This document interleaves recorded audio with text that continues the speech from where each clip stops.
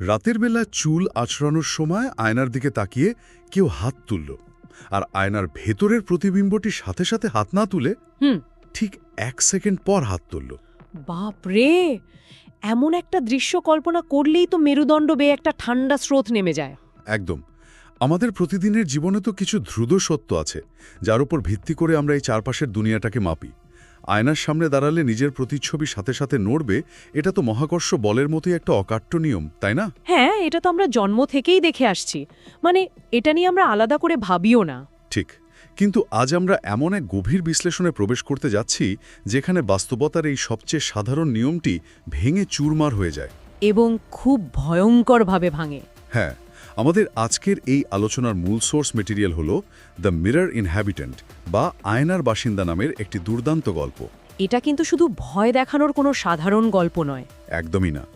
এটি এমন এক মনস্তাত্ত্বিক গোলকধাঁধা যা আমাদের বাধ্য করে নিজেদের অস্তিত্ব আর পরিচয়ের সবচেয়ে অন্ধকার দিকগুলোকে নতুন করে মূল্যায়ন করতে। হ্যাঁ, আমাদের আজকের মিশনই হলো এই গল্পের পড়তে পড়তে লুকিয়ে থাকা সাসপেন্সকে একটু ব্যবচ্ছেদ করে দেখা। বিশেষ করে ওই যে আয়নার প্রতিবিম্বের দেরি করে নড়া বা গল্পের শেষে পরিচয়ের যে একটা ভয়ঙ্কর সংকট তৈরি হয়। মানে শেষের ওই অংশটা তো আমার মাথা পুরো গুলিয়ে দিয়েছিল। আমারও। এই পুরো বিষয়টাকে শুধু একটি ভৌতিক আখ্যান হিসাবে দেখলে কিন্তু এর ভেতরের গভীর মনস্তাত্ত্বিক স্তরগুলো অজানাই থেকে যাবে। তাহলে চলুন গল্পের শুরুর প্রেক্ষাপটটা একটু তলিয়ে দেখি। আমাদের মূল চরিত্র মানে আরিফ শহরের এক পুরনো ঘিঞ্জি এলাকায় একটা ভাড়া বাসায় ওঠে। হ্যাঁ, বাসাটার অবস্থা কিন্তু বেশ করুণ। খুব করুণ।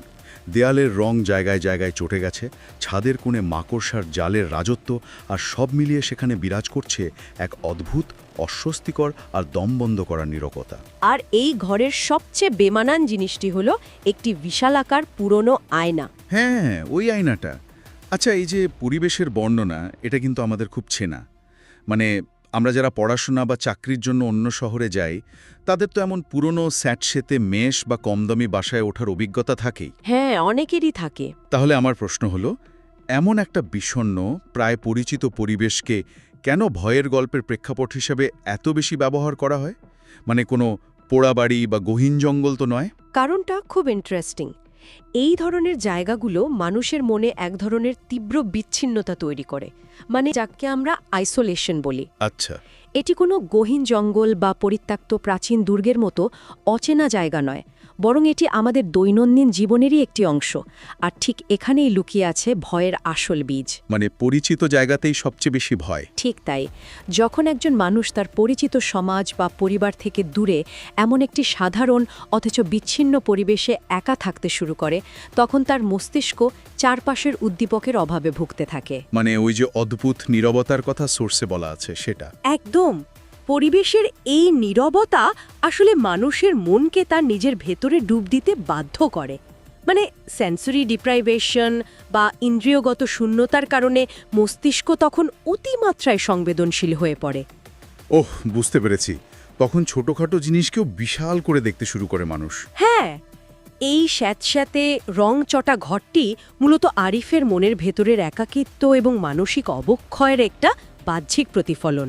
তার মানে এই সাধারণ পরিবেশটাই একটা মনস্তাত্ত্বিক ফাঁদ হিসেবে কাজ করছে। চারপাশের এই বিচ্ছিন্নতা আরিফকে ভেতর থেকে দুর্বল করে দিচ্ছে। আর ঠিক এই দুর্বলতার সুযোগ নিয়েই শুরু হয় মূল ঘটনা। হ্যাঁ, সোর্স থেকে আমরা জানতে পারি যে তৃতীয় দিনের রাতে আরিফ প্রথমবার আয়নার ওই অস্বাভাবিক আচরণটি লক্ষ্য করে। সে আয়নার সামনে দাঁড়িয়ে চুল ঠিক করছিল। হঠাৎ সে খেয়াল করে তার প্রতিবিম্ব একটু দেরিতে নড়ছে। এটা পড়ার সময় আমার নিজেরই দম আটকে আসছিল। আমারও। সে হাত তোলে, কিন্তু আয়নার ভেতরের মানুষটা ঠিক 1 সেকেন্ড পরে হাত তোলে। আরিফ আবার চেষ্টা করে, একই ঘটনা ঘটে। হ্যাঁ, আর রাতে তার আর ঘুমও আসে না। ঘুম আসার কথাও না। হঠাৎ অন্ধকারে কে যেন তার নাম ধরে ডাকে, আরিফ। সে ধরফর করে উঠে দেখে রুমে কেউ নেই, কিন্তু আয়নার দিকে তাকাতেই তার মনে হয় আয়নার ভেতরের মানুষটা হাসছে। বাপরে বাপ! এই দৃশ্যটা আমাকে ভীষণভাবে ধাক্কা দিয়েছে। মানে ইন্টারনেটে ভিডিও কল করার সময় নেটওয়ার্ক খারাপ থাকলে যেমন ল্যাগ করে না, 1 সেকেন্ড পরে ছবি নড়ে, বিষয়টা ঠিক তেমন। হ্যাঁ, চমৎকার একটা তুলনা দিয়েছেন। কিন্তু প্রযুক্তির বাইরে বাস্তব জীবনে নিজের প্রতিবিম্বের ক্ষেত্রে এমনটা ঘটলে তা এতটা ভয়ঙ্কর আকার ধারণ করে কেন? এর পেছনে দারুণ একটা বিজ্ঞান আছে। মানুষের মস্তিষ্ক কিন্তু বিবর্তনের শুরু থেকেই প্রেডিক্টিভ কোডিং বা আগাম অনুমান করার প্রক্রিয়ায় অভ্যস্ত। প্রেডিক্টিভ কোডিং মানে মস্তিষ্ক আগে থেকেই সব হিসাব করে রাখে? হ্যাঁ, আমরা যখন হাত তুলি আমাদের স্নায়ুতন্ত্র পেশিতে যে সংকেত পাঠায় তাকে বলে প্রোপ্রিওসেপশন। মস্তিষ্ক আগে থেকেই জানে যে হাতটি উঠতে যাচ্ছে। আচ্ছা, তাই সে চোখকে নির্দেশ দেয় আয়নায় সেই দৃশ্যটি দেখার জন্য। অর্থাৎ ঘটনা ঘটার আগেই মস্তিষ্ক তার ফলাফল অনুমান করে রাখে। তাহলে যখন আরিফ হাত তুলল কিন্তু আয়নার প্রতিবিম্বটি 1 সেকেন্ড দেরি করল, তখন আসলে কি হয়? তখন মস্তিষ্কের এই প্রেডিক্টিভ মডেল পুরোপুরি ধসে পড়ে। মস্তিষ্ক এই জ্ঞানীয় অসঙ্গতি বা কগনিটিভ ডিসোন্যান্সের কোনো যুক্তিসঙ্গত বা বাস্তব ব্যাখ্যা খুঁজে পায় না। মানে আমাদের ব্রেন হ্যাং করে যায় এক প্রকার। বলতে পারেন, বাস্তবতার মৌলিক পদার্থবিজ্ঞান যখন এভাবে চোখের সামনে ব্যর্থ হয়, তখন মানুষের মনে যে ভয়ের সৃষ্টি হয় তা কোনো দানব বা ভূত দেখার ভয়ের চেয়েও অনেক বেশি আদিম। এটা খুব সত্যি কথা। আর ভিডিও কলের ল্যাগ তো আমরা টেকনোলজির ঘরে চাপিয়ে দিয়ে নিশ্চিন্ত হতে পারি, কিন্তু আয়নায় তো কোনো ইন্টারনেট বা সফটওয়্যার নেই। একদমই নেই। সবচেয়ে শিউরে ওঠার মতো ব্যাপার হলো আয়নার ভেতরের মানুষটার নিজের ইচ্ছায় হাসা। চিকিৎসা বিজ্ঞানে বা চোখের ভ্রম নিয়ে তো অনেক ব্যাখ্যা আছে, কিন্তু এটা কি শুধুই চোখের ভ্রম হতে পারে? দেখুন, চিকিৎসা বিজ্ঞানে একটি চমৎকার বিষয়ের উল্লেখ আছে, যাকে বলা হয় ট্রক্সলার্স ফেডিং। ট্রক্সলার্স ফেডিং জিনিসটা কি? অল্প আলোতে মানুষ যদি বেশ কিছুক্ষণ আয়নায় নিজের চোখের দিকে তাকিয়ে থাকে, তখন মস্তিষ্ক চারপাশের স্থির দৃশ্যগুলোকে অপ্রয়োজনীয় মনে করে মুছে ফেলতে শুরু করে। আচ্ছা, তার মানে ফোকাসটা শুধু চোখের দিকে থাকে আর বাকিটা ব্লার হয়ে যায়। হ্যাঁ, আর এই শূন্যস্থান পূরণের জন্য মস্তিষ্ক অনেক সময় মুখের অবয়বকে বিকৃত করে ভয়ঙ্কর সব রূপ দেয়। একে বলা হয় মিরর ইলিউশন। ও আচ্ছা, তাহলে আরিফের ক্ষেত্রে শুরুতে হয়তো এটাকে চোখের ভ্রম বলে উড়িয়ে দেওয়া যেত, কিন্তু যখন প্রতিবিম্বটি নিজের ইচ্ছায় হাসে এবং অন্ধকারের নাম ধরে ডাকে, তখন এটি আর মস্তিষ্কের সৃষ্ট কোনো ইলিউশন বা হ্যালুসিনেশনের মধ্যে সীমাবদ্ধ থাকে না। কারণ হ্যালুসিনেশন তো আর আপনার সাথে বসে বসে কথা বলবে না। ঠিক বলেছেন। এটি প্রমাণ করে যে প্রতিবিম্বটি এখন আর আরিফের কোনো প্রতিচ্ছবি নয়, বরং তার নিজস্ব একটি স্বাধীন সত্তা আর আলাদা ব্যক্তিত্ব তৈরি হয়েছে। মানে নিজের শরীরের ওপর থেকে নিয়ন্ত্রণ হারানোর একটা ব্যাপার। হ্যাঁ, আর এই অনুভূতি মানুষের অস্তিত্বের ভিত্তিমূল ধরে নাড়িয়ে দেয়। দাঁড়ান, এখানে একটা ব্যাপার নিয়ে আমাদের ভাবা দরকার। পরের দিন সকালে আরিফ বাড়িওয়ালার কাছ থেকে একটা অদ্ভুত কথা জানতে পারে। ওই যে আগের ভাড়াটিয়ার বিষয়টা। হ্যাঁ, বাড়িওয়ালা জানায় যে এই রুমে আগে সাগর নামের একজন থাকত, যে একদিন হঠাৎ রহস্যজনকভাবে উধাও হয়ে যায়। সবচেয়ে বড় কথা হলো রুমটা ভেতর থেকে বন্ধ ছিল, অথচ ভেতরে কোনো মানুষ ছিল না। খুব ক্লাসিক একটা রহস্য। হ্যাঁ, কিন্তু আমার একটু খটকা লেগেছে এখানে। বাস্তব দুনিয়ায় কোনো বাড়িওয়ালা কি নতুন একজন ভাড়াটিয়াকে এসে নিজে থেকে বলবে যে ভাই, আগের ভাড়াটিয়া তো একটা ভেতর থেকে বন্ধ ঘরের ভেতর থেকে গায়েব হয়ে গেছে? হা, সাধারণত তো এমনটা হয় না। সেটাই তো, বাড়িওয়ালারা তো নিজেদের ব্যবসার খাতিরে এই ধরনের নেতিবাচক খবর ধামাচাপা দেওয়ার জন্য মরিয়া হয়ে থাকে। এই তথ্যটা এত সহজে উন্মোচন করার পেছনে যুক্তিটা ঠিক হজম হচ্ছে না আমার। আপনার এই সংশয় কিন্তু অত্যন্ত যৌক্তিক। বাস্তবতার দিক থেকে দেখলে এটা একটু অদ্ভুত, কিন্তু এই আখ্যানে এই তথ্যটি যুক্ত করার একটি সুনির্দিষ্ট এবং শক্তিশালী কারণ রয়েছে। আচ্ছা, সেটা কি? এটি সাহিত্যের একটি ধ্রুপদী কৌশল, যাকে বলা হয় লকড রুম মিস্ট্রি বা বদ্ধ ঘরের রহস্য। অনেক ডিটেকটিভ গল্পেও তো এটা দেখা যায়। ঠিক। এতক্ষণ পর্যন্ত আরিফের সাথে যা যা ঘটছিল, মানে ওই আয়নার ল্যাগ, হাসি, নাম ধরে ডাকা, এগুলো সবকিছুকেই তো মানসিক চাপ বা একাকিত্বের কারণে সৃষ্ট ডিলিউশন হিসেবে ব্যাখ্যা করা যেত। হ্যাঁ, ওই যে আপনি বললেন ট্রক্সলার্স ফেডিং। কিন্তু সাগরের গায়েব হয়ে যাওয়ার ঘটনাটি পুরো প্রেক্ষাপট পাল্টে দেয়। একটি ঘর ভেতর থেকে বন্ধ, অথচ মানুষটি গায়েব। এই তথ্যটি প্রমাণ করে যে এখানে যা ঘটছে তা কেবল আরিফের মনের ভুল নয়। ও, বুঝতে পেরেছি, মানে এটা একটা প্রমাণ হিসেবে কাজ করছে। একদম। এই আয়নাটির একটি বাস্তব, বস্তুগত এবং প্রাণঘাতী ইতিহাস রয়েছে। এটি আরিফের ভেতরের মনস্তাত্ত্বিক দ্বন্দ্বকে একটা বাহ্যিক হুমকিতে রূপান্তরিত করে। তার মানে আয়নার ভেতরের ওই বিপদটি বাস্তব জগতেও আঘাত হানতে সক্ষম। এটা আর শুধু মনের ভেতরে আটকে নেই। হ্যাঁ, সাগরের অন্তর্ধানটা আসলে একটা চরম সতর্কবার্তা। যা প্রমাণ করছে যে আরিফের পরিণতিও ঠিক সেরকমই হতে পারে। আর এই ভয়ঙ্কর সত্যিটা জানার পরেই আসে সেই ভয়ঙ্কর রাতের দৃশ্য। হ্যাঁ, গল্পের ক্লাইম্যাক্সের দিকে যাওয়া। সোর্স অনুযায়ী সেই রাতে আরিফ আয়নার সামনে দাঁড়ায়। সে নিজে না নড়লেও আয়নার ভেতরের আরিফ নিজে থেকেই নড়ে ওঠে, মাথা কাত করে একটা পৈশাচিক হাসি দেয়। আর তারপর সেই ডায়লগটা। হ্যাঁ, সে স্পষ্ট উচ্চারণে বলে, তুই অনেক দিন পর এলি। আরিফ তো ভয়ে কাঁপতে কাঁপতে জিজ্ঞেস করে, তুই কে?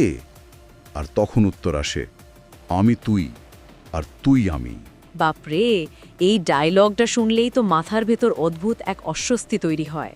আরিফ তখন বুঝতে পারে এটা কোনো সাধারণ আয়না নয়, এটা আসলে অন্য কোনো জগতের একটা দরজা, একটা পোর্টাল বলতে পারেন। হ্যাঁ, যে কেউ এই রুমে এসে থাকে, আয়নার ভেতর ধীরে ধীরে তার একটা হুবহু নকল বা সংস্করণ তৈরি হতে থাকে, যা একসময় বাস্তব জগতে বাইরে বেরিয়ে আসে। আর আসল মানুষটার জায়গা নিয়ে নেয়। আচ্ছা, এই যে আমি তুই আর তুই আমি ডায়লগটা আধুনিক জীবনের সাথে তুলনা করলে এটা যেন আমাদের সোশ্যাল মিডিয়ার প্রোফাইলের মতো লাগে না? বাহ, দারুণ একটা দিক ধরেছেন তো। মানে আমরা ইন্টারনেটে নিজেদের একটা নিখুঁত বিকল্প সত্তা তৈরি করি, আর অনেক সময় সেই নকল সত্তাটাই আমাদের বাস্তব জীবন বা আমাদের আবেগ অনুভূতিকে নিয়ন্ত্রণ করতে শুরু করে। হ্যাঁ, ফেক পারসোনা যেটা। আয়নার ভেতরের এই সত্তাটিও কি তবে মানুষের ভেতরের কোনো অন্ধকার দিকের প্রতিফলন? আপনার এই সোশ্যাল মিডিয়ার তুলনাটি কিন্তু বর্তমান প্রেক্ষাপটে দারুণ অর্থবহ। সাহিত্যের দীর্ঘ ইতিহাসে এই ধারণাটিকে বলা হয় ডপলগ্যাঙ্গার সিন। ডপলগ্যাঙ্গার মানে নিজের মতো দেখতে আরেকজন? হ্যাঁ, নিজেরই অবিকল অন্য এক সত্তার মুখোমুখি হওয়া। বিভিন্ন লোককথায় ডপলগ্যাঙ্গারকে মৃত্যু বা চরম অমঙ্গলের পূর্বাভাস হিসাবে দেখা হয়। আচ্ছা, ওই যে বাক্যটা, আমি তুই আর তুই আমি, এটা প্রমাণ করে যে মানব মনে সবসময় যে একটি দ্বৈত সত্তা কাজ করে, মানে আলো ও অন্ধকার, ভালো বা মন্দ। আয়নার ওই সত্তাটি সেই অন্ধকারেরই একটি ঘনীভূত রূপ। মানে আমাদের ভেতরের খারাপ দিকটাই আয়নার ওপার থেকে আমাদের দিকে তাকিয়ে আছে। ঠিক তাই। এখানে মনস্তত্ত্বের আরেকটি বিখ্যাত ধারণার কথা বলা যায়, যার নাম ক্যাপগ্রাস ডিলিউশন। এটা সম্পর্কে একটু বলবেন? অবশ্যই। এই মানসিক সমস্যায় আক্রান্ত ব্যক্তি বিশ্বাস করতে শুরু করে যে তার কাছের কোনো মানুষকে সরিয়ে সেখানে অবিকল দেখতে একজন ইম্পোস্টার বা নকল মানুষ জায়গা করে নিয়েছে। ও আচ্ছা, মানে আমার কাছের মানুষটা আসল নয়, সে একটা নকল মানুষ। হ্যাঁ, কিন্তু এই গল্পে সেই ক্যাপগ্রাস ডিলিউশন যেন নিজের প্রতি প্রয়োগ করা হয়েছে। আয়নার ভেতরের সত্তাটি কিন্তু কোনো নিজস্ব রূপ নিয়ে আসে না। সে তো হোস্টের রূপ ধারণ করে, অনেকটা পরজীবীর মতো। একদম নিখুঁত শব্দ ব্যবহার করেছেন, পরজীবী। সে আয়নার ওপারে বসে আরিফের প্রতিটি নড়াচড়া, প্রতিটি অভিব্যক্তি শেখে আর অপেক্ষা করে কখন সে আসল মানুষটিকে সরিয়ে তার স্থানটি দখল করবে। আর এই জায়গা দখলের চেষ্টা থেকেই তো গল্পের চরম মুহূর্তটি তৈরি হয়। হ্যাঁ, রাত ৩টে সেই ঘটনা। রাত তখন ৩টে বাজে।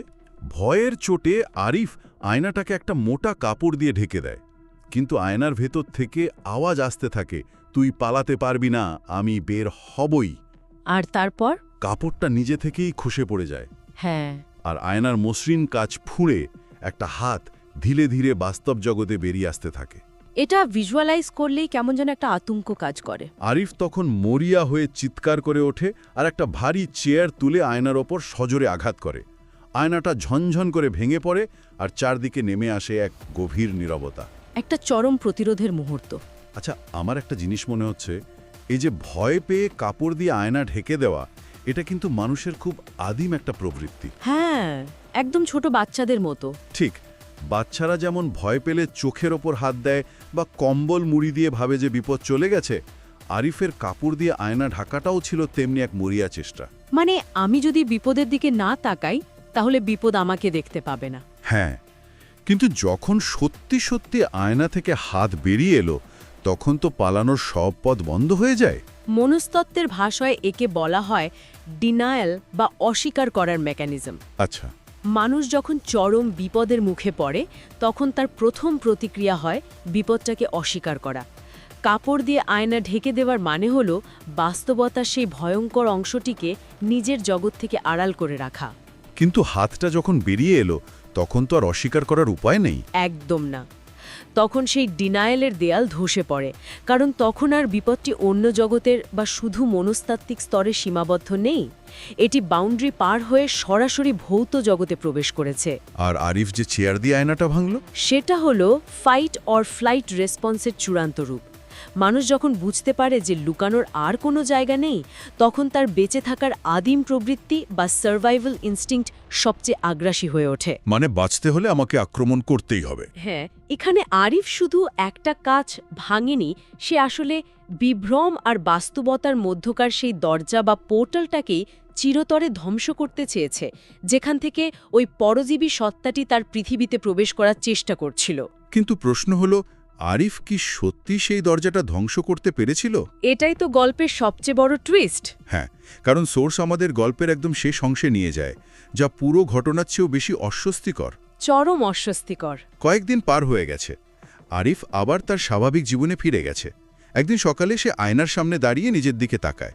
সব কিছু একদম ঠিকঠাক, কোনো ল্যাগ নেই। হ্যাঁ, তার প্রতিবিম্ব একদম নিখুঁতভাবে সিঙ্ক করা, নড়াচড়ায় 1 মিলি সেকেন্ডেরও কোনো দেরি নেই। কিন্তু হঠাৎ তার নিজের মনের ভেতরেই একটা প্রশ্ন জেগে ওঠে। প্রশ্নটা হলো, আমি কি সত্যিই আমি? হ্যাঁ, হয়তো আসল আরিফ সেই রাতই হারিয়ে গেছে বা মারা পড়েছে, আর এখন যে আয়নায় তাকিয়ে আছে সে অন্য কেউ।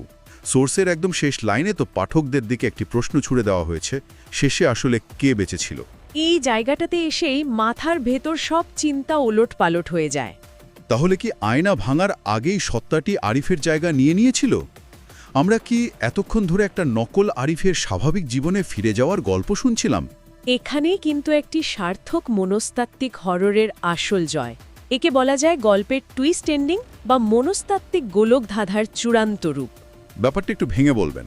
অবশ্যই। আয়না ভাঙার দৃশ্যটা যদি আমরা সূক্ষ্মভাবে বিশ্লেষণ করি, আয়না থেকে একটা হাত বেরিয়ে এসেছিল, আরিফ আঘাত করেছিল, তারপর সব চুপ হয়ে যায়। হ্যাঁ, কিন্তু আমরা কি কোনো নিরপেক্ষ দৃষ্টিকোণ থেকে নিশ্চিতভাবে দেখেছি যে আসল আরিফ জিতেছে? না, তা তো দেখিনি। আমরা শুধু দেখেছি ওই ঘরে একজন আরিফ বেঁচে আছে। এমনও তো হতে পারে যে আয়নার ভেতরের সত্তাটি বাইরে এসে আসল আরিফকে সরিয়ে দেওয়ার পর নিজেই আয়নাটা ভেঙে ফেলেছে, ও গড! যাতে আসল আরিফ আর কোনোদিন ওই দরজা দিয়ে ফিরে আসতে না পারে। ঠিক তাই।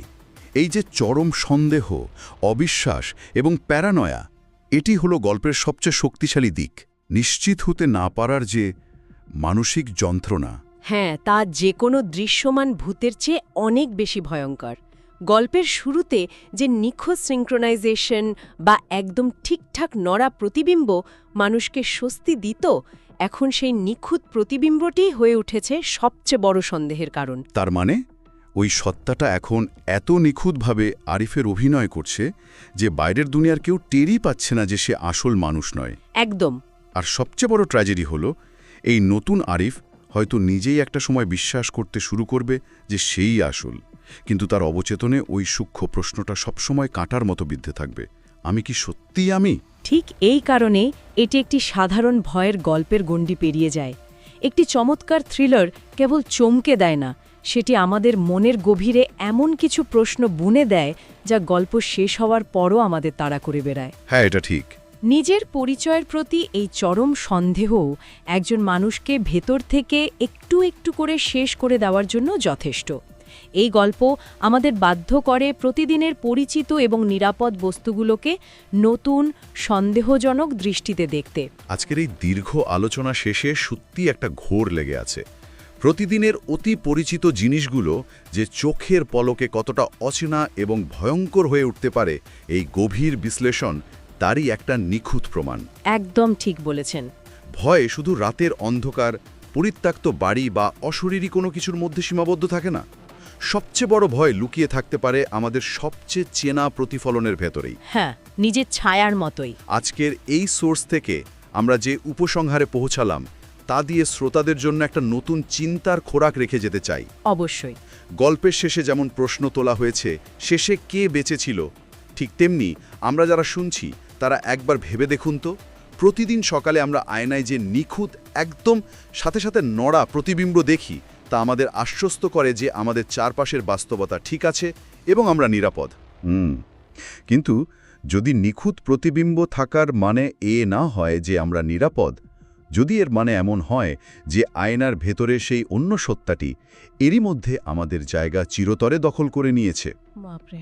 এবং সে এখন এত নিখুঁতভাবে আমাদের অভিনয় করতে শিখে গেছে যে তার নড়াচড়ায় আর একটুও দেরি বা ল্যাগ হচ্ছে না। পরের বার একা ঘরে আয়নার সামনে দাঁড়ানোর সময় এই কথাটা একবার হলেও আপনাদের মনে আসতে বাধ্য। আজ তাহলে এ পর্যন্তই।